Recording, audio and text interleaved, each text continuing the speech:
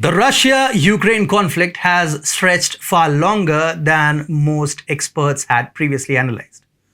Moscow, the superior force in the battle, has had its shares of victories and losses in the war till date. It is a fact well known that Russian President Putin had not exactly unleashed Moscow's full potential in the war, so as to keep the troops suffering at minimum levels. He defended Russia's slow progress in eastern Ukraine by saying the military was avoiding a full-scale assault on Ukrainian soil.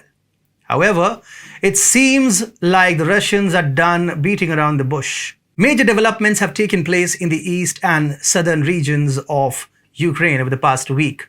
The Zelensky regime is celebrating the said developments, but we guess they are too artless to understand Putin for the geopolitical strategist that he is. Hi and welcome to TFI Global, the foreign affairs and geopolitical analysis arm of the TFI Media Group.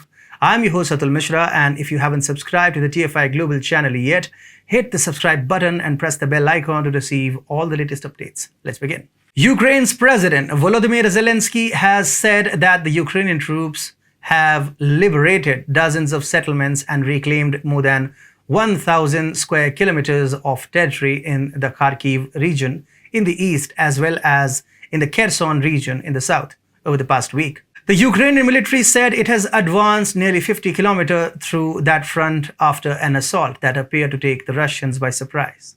Well, what is actually surprising is how the Ukrainian forces could suddenly overpower the Russians who were comfortably holding down the region for so many days. It looks like it was quite easy for Ukrainian forces to go in and swoop the gains just like that. The West and Kiev seem to be enjoying this feat, but is it even a feat? If one scrutinizes the geopolitical happenings in the region, it doesn't appear so.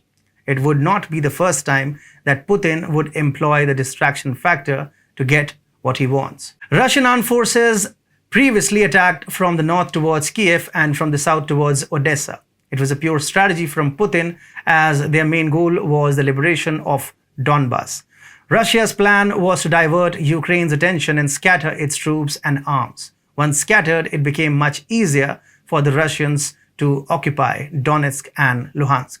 Now the war is treading towards the colder months, and it would be difficult for the Russians to hold position in an enemy state in such inhospitable weather. Consequently, Moscow has come up with a far better strategy that includes backing down in Kherson and Kharkiv so as to scatter Ukrainian forces from the capital city towards these regions and away from Kiev.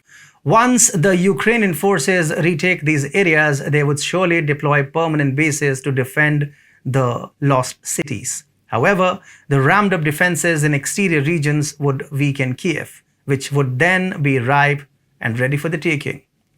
The Kremlin has already suspended all energy exports to Europe until Europe suspends all the sanctions. As a result, Europe is weaker than ever and would think more than once before further angering Russia by assisting Ukraine anymore. The West would not legally join the war because Ukraine is essentially not a part of NATO. It is quite evident that Kiev is on its own now, and with its forces scattered, it would be much easier for Moscow to capture the capital and put an end to the war. Therefore, it would be better if Zelensky contains his excitement and begs the Americans for personnel to fight his war. Otherwise, Russia will attack Ukraine during its weakest days, and the war will eventually come to an end.